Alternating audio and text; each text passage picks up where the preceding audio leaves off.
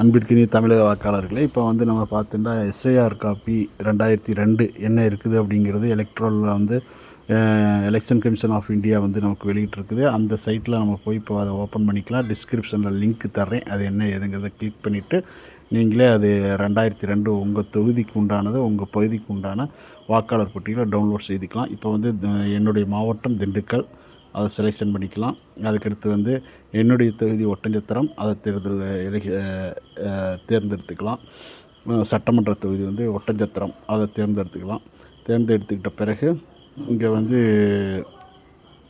எந்த பகுதியில் உங்கள் வாக்கு இருக்குது, அதாவது எந்த வாக்களிச்சிருப்பீங்க. யூஸ்வலாக நீங்கள் வந்து எந்த பூத்தில் வாக்களிக்கிறீங்களோ அதுக்கு உண்டான அந்த லிஸ்ட்டு வந்து ஸ்க்ரீன் ஆகும். அதில் வந்து உங்கள் எதுன்னு பார்த்து நீங்கள் செலெக்ஷன் பண்ணிக்கிங்க. எனக்கு உண்டானதை நான் செலெக்ஷன் பண்ணிக்கிட்டு 87 எங்களுடைய பகுதி, அதை 87 நான் செலெக்ஷன் பண்ணிவிட்டு 87 இதை செலெக்ஷன் பண்ணியாச்சுங்க.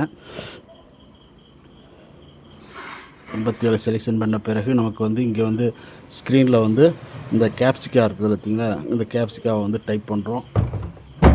7853 AD அப்படிங்கிறத டைப் பண்ணி நம்ம வந்து உள்ள சமர்ப்பிக்கவும் உள்ளே போயிட்டோம்னா இந்த 2002 உண்டான வாக்காளர் தொகுதி பட்டியல் நமக்கு வெளியில் வந்துடும்.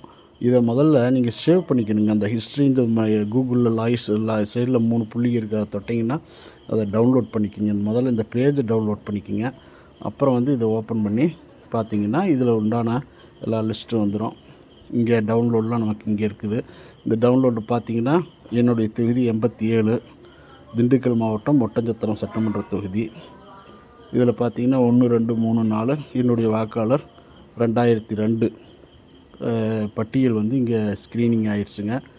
இதே மாதிரி நீங்கள் பார்த்துருந்துக்கங்க. டிஸ்கிரிப்ஷனில் லிங்க் இருக்குது.